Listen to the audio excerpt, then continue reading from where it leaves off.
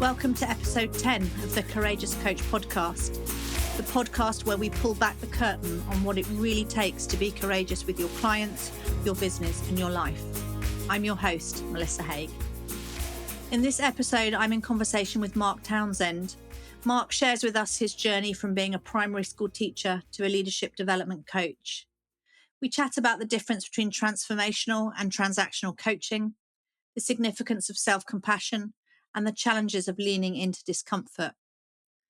And Mark reflects on the transformative learning experiences he has had in building courage, setting boundaries, and extending generosity towards others. So, are you ready? Let's dive in. Welcome, everybody, to the Courageous Coach podcast. It's great to have you here, whether you're listening or watching. Today, I am delighted to welcome Mark Townsend into conversation with me. It's a real pleasure to have you here, Mark. Thank you so much for agreeing to come along. You're welcome. And we're going to start, as we always do, by asking you just to tell us a little bit about yourself, Mark. So I suppose I start with a bit of background around, if I turn the clock back a long time, I'm a primary school teacher by profession. Okay. It's dreadful to even think how many years ago that was. But so I won't say, but I loved being a classroom teacher. I always wanted to be the best possible teacher I could. And when I moved from the classroom, I moved into initial teacher training because I wanted the best people to teach children that we could possibly train. And from there, I've moved into kind of leadership development, which is where I am now.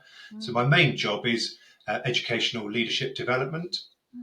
And I have a business of my own, which is a coaching business, which interestingly has a niche for the education sector, something that I battled against to start with, thinking I want to be all things to all people. But through a conversation with someone not a million miles away from here, actually it came back down to this is where you sit.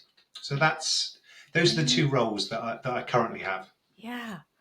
And it's so funny, that whole idea of niching, right? To niche or not to niche. But I think there's something that I'm always aware of is with coaches is, what are you passionate about? What do you care about? Who are the people that you want to have an impact on? What difference do you want to make? All of those big questions. And I know just from your little introduction there as well, but I know, how passionate you are about education and teachers, and also great leadership within the education space being important too. Yeah, absolutely. And we've got that connection, haven't we? Because we both do leadership development in different sectors, but both do leadership development, both coaches. So we have that sort of shared passion, shared love, whatever we might call it. And I was thinking, as I always do before these calls, I kind of think these conversations, now, how long have we known each other? What do we know about each other? And I was thinking, I think we started working together in 2022. I think that's right. Yeah, it was, wasn't it? When we were, looking at Dare to Lead and courageous coaching and all of those things. And I think at that point you were literally on the cusp of beginning to think about what coaching and a coaching business might look like for you. So it's really interesting. We're now here 3 years later to just catch up and see how, how it's going and the impact really of the work that we've done together has had. So I'm wondering, my kind of question is always around, what does courageous coaching look like for you in your work? But you've got this, as you say, this dual thing in leadership development, in education, and you're a coach. So what does courage? Let's just call it. What does courage look like for you in the work that you're involved in, Mark? Well, I suppose I'd probably start from the perspective of, we have to go back to Brené Brown, don't we? I think really about, no courage without vulnerability. Mm-hmm. So I think when I think about courageous coaching, that it feels hard, doesn't it? It feels hard to face those uncertain things, to face any kind of uncertainty. So when I think about courageous coaching, I think about the sorts of things I find or have found hard, Mm-hmm. and the tools and the skills with which I'm hoping that I'm developing as a coach. So things like the courage to put down your clever. That's something. Love that. That's something that I've had to work hard to not necessarily overcome that, but to recognise that in myself. That is part of my makeup. That I want to. I'm a fixer. Mm-hmm. I'm a people pleaser. In the main. Mm-hmm. And there's then that tension between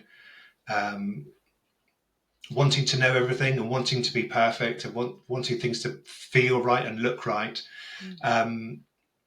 So that's the first thing, I think, the courage to not know and to say I don't know, and whether that's internally or as is happening sometimes, not frequently, but sometimes when I actually will say to a client, I don't know. Mm-hmm. I don't know. I don't know the answer to this. Yeah. Let's explore it. What might the possibilities be? I suppose as well the courage to not compare myself to other people. Mm-hmm. That inner critic and that voice has for a long time kind of been, am I good enough for this? Am I good enough coach? Am I good enough in the sorts of things I do? And that's so unhelpful. And recognizing, there's a lot, I think a lot of self-awareness, which maybe I'll come to later on, is something that's really kind of like, is something I've really developed.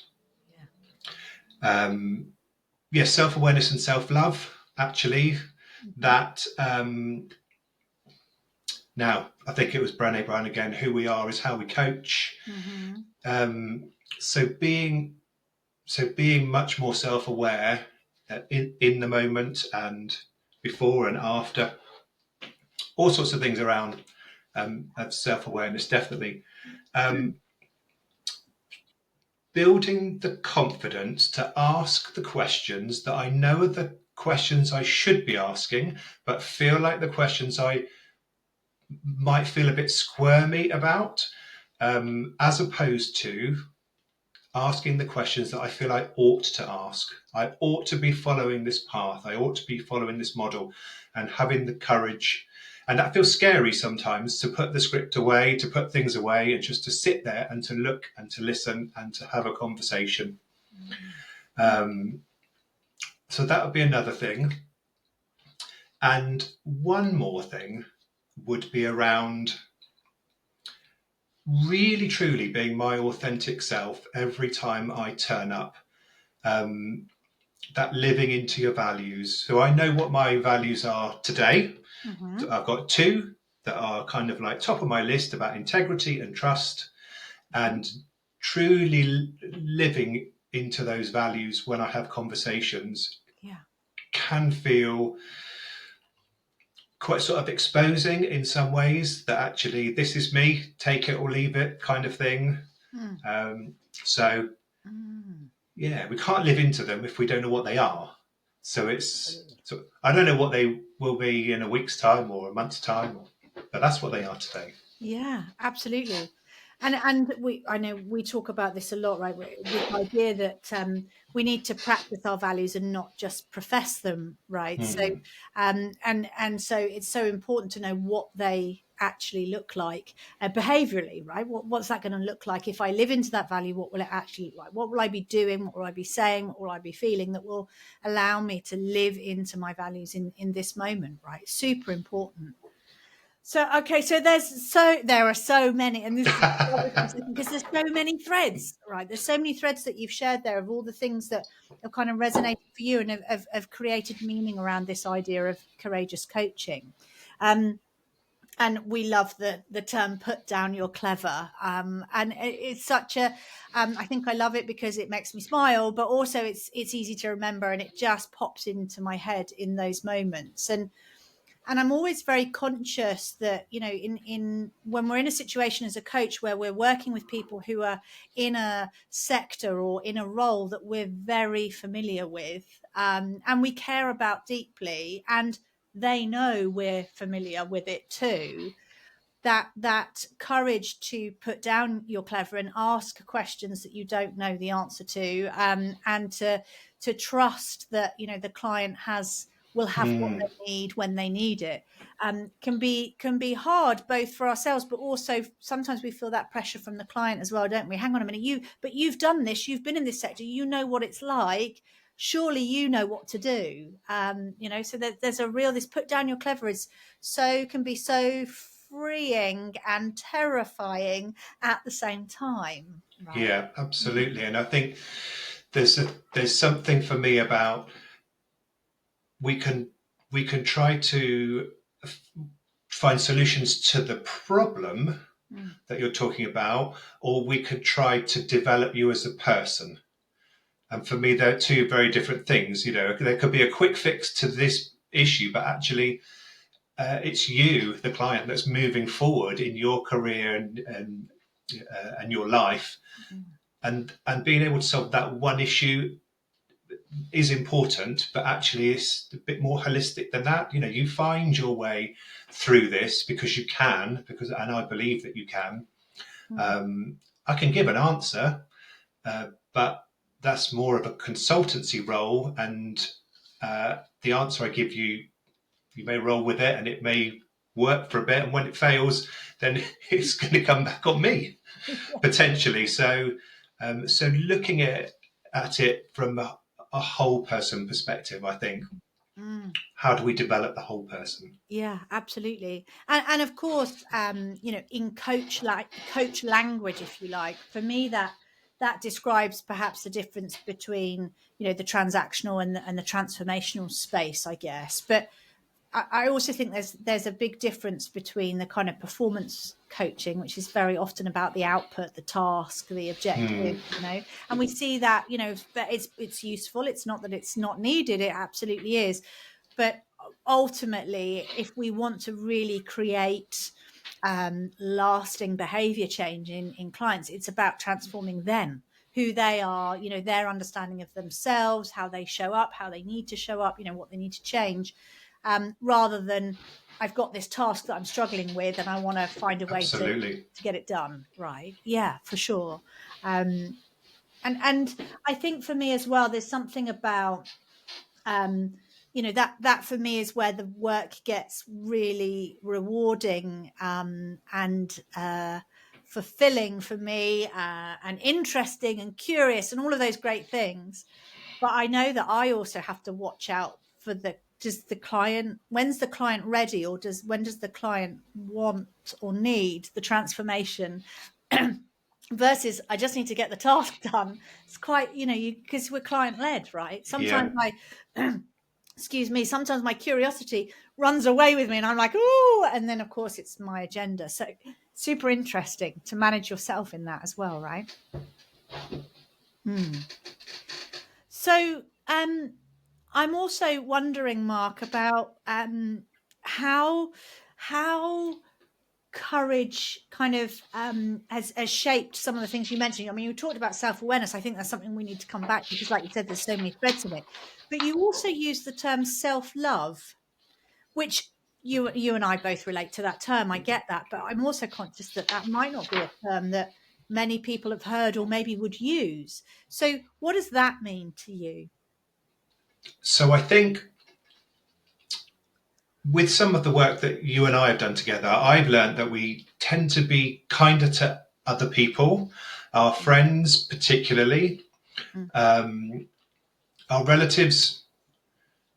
That's an interesting one, isn't it? Whether we're as nice to our family as we are to our mates, I don't know. But certainly that kind of that we can be really hard on ourselves, actually. And I distinctly remember an exercise that we did together where we wrote a letter to a friend who had gone through a difficult time, and we we showed our compassion and our empathy through that writing, which we then read out loud, which was all fine. That was good, and it was authentic, and I meant what I said. But then the sting in the tail with that one, Melissa, was that we had to rewrite that, but put our own name at the top. And that was really powerful when actually we shift the lens from other people onto ourselves. And we really truly look at who we are and what we do, and noticing what it feels like to be nice to yourself. I suppose it links in a little bit with, Brené Brown's work on armoring up, and that notion of fully laden with armor. Things have to be perfect. If you don't get it all right, then you failed in some way, and that can feel, that was really enlightening to me.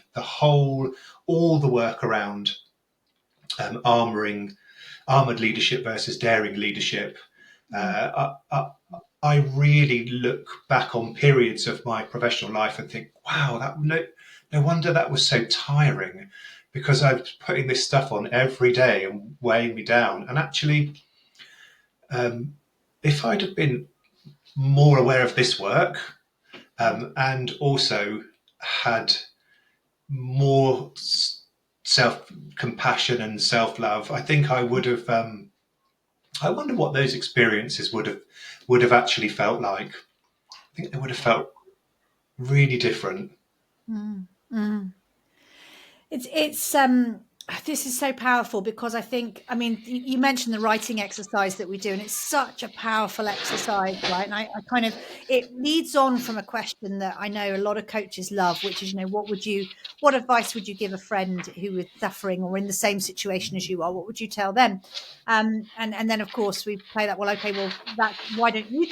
about if you took that advice, essentially? But it's the very act of writing it and then reading it out loud to yourself, right, rather than to your friend, that can be quite exposing, but also it creates a real felt response, a real visceral response to that, right? And so this is always interesting to me, because I think you're right. You said we are often much harder on ourselves. I just think we are really mean to ourselves, with the things that we say to ourselves in our heads, we would never say to someone that we love, someone that we care deeply about. And I think for me, that feeds into the term self-love, right? If you talk to yourself the way that you would talk to someone that you love, that you care deeply for, and that is the beginnings of self-compassion, right? So important to be able to do that. And of course, you're absolutely right that what we do, this armoring up that you mentioned, right? This is we're afraid, we feel vulnerable, we're anxious, fearful, maybe we feel shame, all of these things. And of course, very naturally, we want to keep ourselves safe, so we self-protect, we put on our armor. But I love the point you made, because it's so important, because armor is heavy. It's really heavy, and we lug it around with us, And so I love that curiosity that you have, which is, I wonder what would have happened in that scenario or at that point in my life or my career or whatever, if I hadn't put that armor on. I wonder what it would have been like, or what might have been different, maybe, if only I'd been lighter. Yes. Yeah, definitely. What would have changed? What would have my impact been? It's really interesting. But of course, taking the armor off is hard, because it exposes our vulnerability, and also much of our armor it's been with us an awfully long time, right? And so taking it off can be really hard, and therefore we have to be self-compassionate. And that's how the two things that you're talking about link together. We have to be kind to ourselves. This is tough right now. This is, struggling to take this armor off, or I'm struggling to, to be courageous in this moment. That's okay. That's human. We are imperfect and messy. Yeah. And of course, then following up with what is it that I need right now? That's self-compassion. Yeah. And I think as well, kind of keeping in our minds as well, it's okay to lean into that discomfort, that feeling that it feels uncomfortable. That's normal. That's okay. And to be compassionate about that as well and say, this feels like this, but that is not an uncommon thing. You're okay. It's all right. Yeah, totally. It's quite a game changer when you actually like yourself as much as you like other people. Yeah. It's a skill. You have to practice it. Yes. And actually, I think that's super important about self-compassion, because I know Kristin Neff, whose work we talk about a lot when we talk about self-compassion. She talks about self-compassion being a practice. In fact, I'm not sure. I might be wrong here, but I don't think I've ever heard her call it a skill. She calls it a practice. And I think language like that is super important, because what it says is this is not something that you learn and then you have it. You've got to, intentionally practice this on a daily basis, right? And you mentioned there, or you're alluding there, I think, to something else that's super important about self-compassion, because we talk a lot about being kind to ourselves, this kind of self-kindness element. But there's also this other element of self-compassion, which you've just mentioned, really, which is the idea of common humanity versus isolation. Because when it doesn't go how we hope, when we fail or we fall or we struggle, we tend to think we're alone. And that's the isolation piece, whereas actually we aren't alone. There are hundreds, thousands, millions maybe of other people struggling just like us. Yeah, right? absolutely. Yeah. And the link there with that comparison is the thief of joy. Actually, when we think we're the only one, everyone else must be doing better.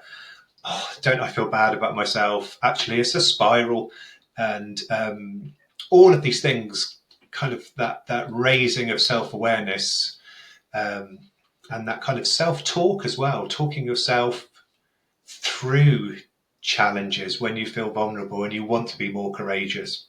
It's not easy. And that's come up in all of my conversations, and it's so true, because I always say to people, when they start, developing their courage with me, is I'm not here to make vulnerability easy. It isn't, and it isn't going to feel nice and lovely once we've finished, right? It's always going to be hard. But just as you said, what it's about is being able to lean into that discomfort, lean into that, knowing that courage is on the other side of it, right? Vulnerability is our strongest. It's not weakness. It is absolutely our strongest measure of courage.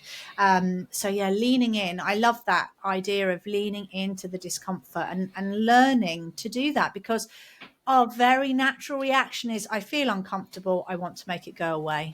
Just, discharge it, get rid of it. I want it to go away. I can't, I don't want to sit with it. Right? Yeah, absolutely. Totally. And so I'm really curious, Mark, because as I say, we haven't caught up for a little while. So No. I'm really interested in, where you're at and what you're looking forward to, if you see what I mean, in your work, in your life, obviously.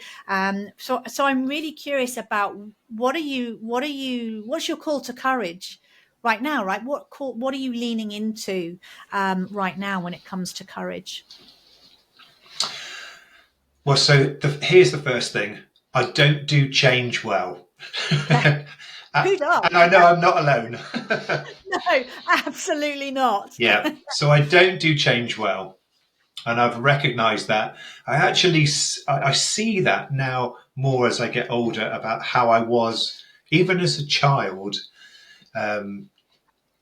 enjoying school, but every time there was a holiday and going back to school, it was a change. It felt like a big change, and so I recognised that. So significant changes, don't always sit with me well.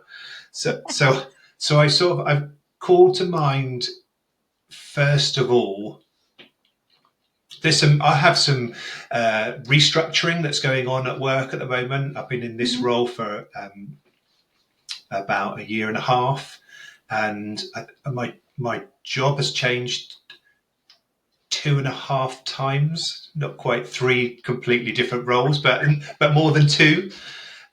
So I kind of had to manage that change. So one of the first things I think about is Stephen Covey's circles of influence, those things you can control, those things you can't control but you can influence, and the things that you can neither control or influence. Yeah. So that's kind of what springs to mind straight away. That's what my call to courage is, in kind of like a vignette. The thing for me is it's about how I manage that and how I feel about that as I step into the arena. And that was a really powerful metaphor that we worked on, for quite some time. Yeah. Which has been really helpful in that call to courage, trying to pinpoint how I feel, how I perceive other people to be seeing me, to recognize the inner critic and the things that the horrible inner critic says to me from time to time. Those things about, well, other people have more to offer than you do. Those kind of thoughts. I'm in my own critic section in that arena. I see myself in the critics section saying certain things. But what's different now, I think, having taken part in the work that we did together and practicing and recognizing all of this, is I'm also in the support section. I'm in my own support section, and in my head, and if I was to draw it on a piece of paper, I'm bigger in the support section than I am in the critic section. Okay. So that fills me with hope, actually, that I've got a bigger support section even within myself than I have the nagging voice that doesn't go away, but it's less of a shout and it's more of a whisper. So I think, and I'm pleased with that. I recognise I've got a lot more people in my support section than I originally thought. And that is, I think, as a result of recognising who was originally in that section and who I wanted in that section and who I developed relationships with kind of along the way. That importance of connection rather than isolation, and the hope that goes with it. So, and stepping into, again, that authentic self, recognizing that I am enough. I don't have to try to put the armor back on and be somebody else, because that's such hard work. I kind of am the person that I am, and if you like it, it's great, and if you don't, then that's fine too. We're all different. So true. I'm so glad that you're not putting the armor back on, right? That's great to hear, because absolutely. I'm kind of, sometimes I have to say, I've been doing the work for a long time now, and I kind of, sometimes I catch myself and I'm like, oh, hello, there's the armor. So there's so much about awareness here, isn't there? It's not that this stuff is going to go away or it's going to stop. It's much more about our awareness. I notice now when my armor is coming on, and I can make a different choice. Whereas before it was on, before I even really knew that I was suiting up, So yeah, that awareness is so important. And I just want to talk about the support section for a minute, because I loved what you said about the support section, because as you quite rightly said, we are in our own support section. And we also have people, we hope, in our support section, right? And that might be friends or family or colleagues or, whoever, but there are people in the support section. Sometimes it's a cheerleading squad, sometimes it's just one person, and that's what's needed. But one of the things that struck me there was you talking about, building relationships, because I think one of the questions I probably asked when we were doing the work together was, if you're looking at your support section and thinking, I'm not sure who's in there, or I don't think the people are in there that I need in there, then it becomes about, who do I need to build relationships with? Who do I need to build trust and connection with so that they can be in my support section? And the other thing you've reminded me of as well is that I think, and I know I'm guilty of this, I kind of go into those arena moments, when I step into my courage, and I kind of assume that people will be in my support section rather than asking them directly and explicitly to be in my support section and what I will need from them should I need to call on that support. And I think it's such an interesting thing. I've reflected on that a lot for me, because I know that asking for help is very vulnerable. It's exposing for us to ask for help. And so sometimes asking someone, look, this is what I'm working on, or this is what I'm doing, this is what I've got coming up. I kind of, there's going to be some struggles. It'd be really great if, we can talk about what support might look like. Is vulnerable. And I have to kind of prepare myself to choose to do that, right? Because if we don't ask, then people don't know that we need them to show up. And also they may not know how to show up. So we need to ask for what we need as well. And that's a whole courageous act in and of itself. Yeah, right? Absolutely. Yes, just to muster up the courage to say those first words. And once you've said those words, you can't unsay them. So are they the right words? Am I going to get the message across clearly? It's a brave thing to do, to actually ask for help on something and be really clear and specific about what you need. Yes, absolutely. And I think, you've mentioned kind of perfectionism and people pleasing, and, all those messages we all have about, I'm not enough, I'm not tall enough, I'm not thin enough, I'm not experienced enough, I'm not quick enough, or, all that I'm not enough messages that we all have, is that, we're really coming from a place of, I don't need to be perfect. I want to strive to be, to be the best I can be, but this is not about perfection, which is about other people. But then, of course, asking for help is, well, if I'm asking for help, then I'm not perfect, and maybe I'm not enough. And it's kind of that cyclical thing where we run ourselves round in circles, right? So yeah. Okay, so I'm really curious now as well around this, your own kind of journey with courage, because it's it's clearly you're using this. This is what I'm really loving about our conversation, is that we're not talking theory here, right? You're out there, using this and using all of the skills that we developed, around leaning into vulnerability and the values work we did, as you mentioned earlier on in the introduction. Some work around trust. We've talked about bouncing back. There's so much. I mean, I get super excited and animated because I love all of the content, right? The skills are so important.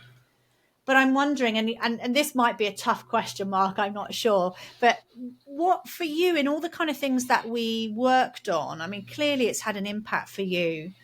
But what would you say has kind of been the biggest learning, the biggest transformation, I guess, for you in your courage building journey? Wow, you want me to narrow it down to one? I know. I said, I'm sorry. I know it might be a hard question. Okay. So other than everybody needs to have experience and understanding of what the arena moment actually entails, that I'll park that one, but that I get that one as a freebie, do I? Okay. Yeah. I'll let you have that one. Yeah. So it's difficult to choose one, and maybe I've got two. If I can be brief with two. Of course. So the courage to set boundaries is Okay. something that I really, I always thought I'd set good boundaries for clients. Okay.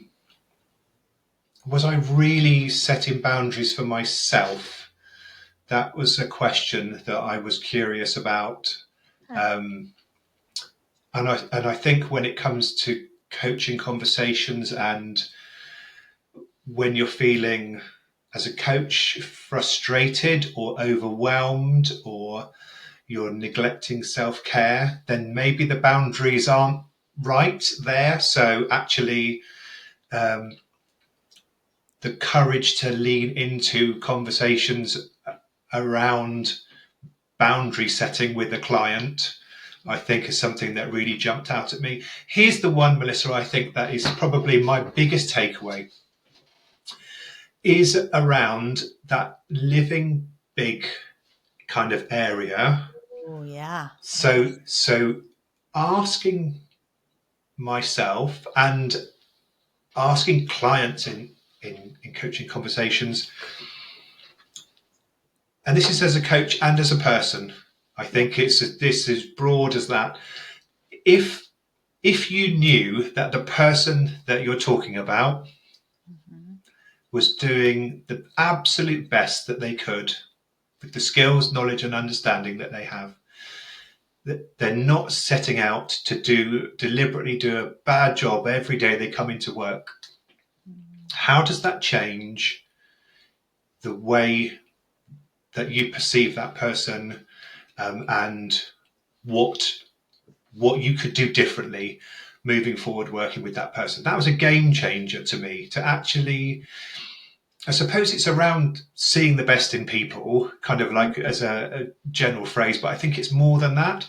Actually, it's giving, as a coach, it's giving the client the opportunity to really step back and to think, well, this person is not doing this, or can't do this, or is trying to block me with this. Okay, so the question is, if that person is doing the absolute best they can with the skills and knowledge and understanding that they've got, now you know that from whatever source, how does that sit with you? What would you do differently with that information? When you put that one on the table with someone that you're talking to, wow, that shifts the shape of the conversation enormously. Yeah. I mean, that is such a powerful part of the work, isn't it? Because, well, powerful and tough, because I mean, that comes from our, the idea of extending generosity, right, to the words, actions, and so on of others. And just for the benefit of listeners, is this idea of living big, because big stands for boundaries, integrity, and generosity. So what boundaries need to be in place for me to be in my integrity and extend the most generous interpretation of this person's words, actions, and so on? And it is so powerful. I love the fact you call it a game changer, because I think it really is. Because when we do that work, and we extend that generosity with appropriate boundaries, and leaning into our integrity and so on, is that what the question becomes, exactly as you said, right? It's kind of, what difference does that make to me and how I want to show up with this other person? What does that mean for how I feel about this person? And I think people get, when I share it with people, often people get a bit nervous, because they're kind of like, yeah, but they're not performing, or they're not doing what I'm telling them to do, and that will mean I'm letting them get away with it. And it's like, it's not about them, it's about you. Because if you don't live big, if you don't extend that generosity, do you believe people are doing the very best they can with what they've got in this moment? And the answer to that is no, I don't believe it. What that gives us permission to do is to, metaphorically, beat on them, kick them, cajole them, push them, ignore them, and just all of that stuff. Whereas actually, if we make a conscious choice to say, if this person is doing the best they can right here in this moment with what they have, that means they need something different from me. That means I need to do something different. And, I have a choice to make here. So yeah, so powerful, right? As a question. And I talk about this a lot in leadership development, because I think that there can sometimes be this sense of this person is deliberately trying to annoy me or frustrate me or whatever it might be. I kind of think, I don't know. I mean, I'm guessing there are exceptions, Mark, but I don't think anyone jumps out of bed in the morning, rubs their hands together with glee and thinks, I'm going to go to work today and do a really rubbish job. No, that's my plan. I don't think people absolutely. do that. And I think in the niche that I work in the education sector, I would say that I don't think I've ever met anyone who has deliberately thought, I'm going to have a terrible day today. That's my main goal, is for things to be bad. Yeah. And I suppose it kind of like almost comes full circle, this idea of generosity and what you were just talking about, Melissa, where we can either try to solve the problem or be part of facilitating solving the problem, or we can be part of developing the person, because issues are going to come up for a client in all different areas. Yeah. But what drives me is really kind of like developing the whole person, so that they feel skilled, and they've deliberately practiced things, so that when other issues come up, they don't have to kind of pick at different issues. They've developed a skill set themselves, and they're more equipped to deal with all things life throws at them. Yeah, absolutely. And I think, see, for me, I feel like that's, I was going to say, I feel like that's my gift. I'm not sure my gift is the right language, but I think it's certainly the gift of coaching, right? That hopefully, if the client does the work, then that's the gift, right? Because this Absolutely. isn't, the next time you've got a problem, you need to come back to me and we'll do some more coaching. This is about, creating self-reliance, creating confidence and self-belief, and being able to do this again and again, and continue to develop and grow and adapt and all of that good stuff. And I always chuckle, because I think whenever I do as you know, I do a lot of delivery of coach development programs, ILM programs and so on, with pretty often very new coaches, or certainly, novice coaches. And so many of them, all of them pretty much, they come with that really, that intention, I think, that really honorable intention, which we all have, right? Which is we want to help our clients grow and develop, and we love people. And I think that's why people choose to become coaches, right? But then I say to them very early on in the program is, the hard work of coaching doesn't happen in the sessions. It happens between the sessions when you aren't there, and you won't see it, and you may not even know about it. And for a moment, they're a little bit crestfallen, right? Because we want to be the change. We want to create and facilitate and help the change in the. I'm like, that's not where the hard work is. The hard work is what your client does themselves when they walk away from your coaching and the relationship, the work that you've done together, and they go away and they, grow and develop. And, it's such an interesting thing, right? We so want it to be, to happen in front of our eyes, and it doesn't always, right? It doesn't always. And it's when a client says, "Oh, thank you so much. All of this stuff has really helped." And it's like, well, but you just did that. I haven't done that. You've just come up with all of this. You've actioned this. You've brought this back. I just ask questions. Some of them challenging, and some of them supportive. But that's my role within this. Yeah. For you to do the work, for the client to do the work, for the client to do the thinking. That's the gift, right? I don't know if it's the gift we're giving them, or I don't know. I'm not sure about this word gift, but that's how it kind of feels. That's the word that's coming up for me. Mark, it's been so lovely to have this conversation with you, and it does feel like I'm catching up and we're touching base. I know. We could do with another hour. Yeah, absolutely. And it's so, look, I can't help but feel a kind of, I don't know, warm, fuzzy feeling inside, because you're still using this work, right? You're still growing and testing it and getting it out again and thinking about it. And that's anybody who's listening to this, who delivers development programs, that's the dream, right? Go away and keep learning and trying. So it's so lovely to hear that you've really embraced it and you're still embedding it, right? Yeah, absolutely. Yeah. You know, when you've kind of like, it's had an impact on you when you're having a walk with a friend and then you say to them, what would you say to a friend, about the things you've just been talking about yourself? You know that things are sticking with you in terms of you know what we've learned and what we've worked on together. So amazing. It's been lovely talking to you and catching up, Melissa. Yeah, it really has, Mark. And as with everyone that I work with, I can't wait to see what happens next, right? Because there's always a what happens next. So who knows where that journey will take you? But I watch with curiosity and interest. Thank you. You'll be the first to know, I promise. Lovely. Thank you, Mark. Thank you so much for being here today. You're welcome. Thank you for listening to the show. I hope you enjoyed the conversation. You can visit my website, melissahaig.com, to find out more about the work I do to help coaches like you be more courageous with their clients, their business, and their lives.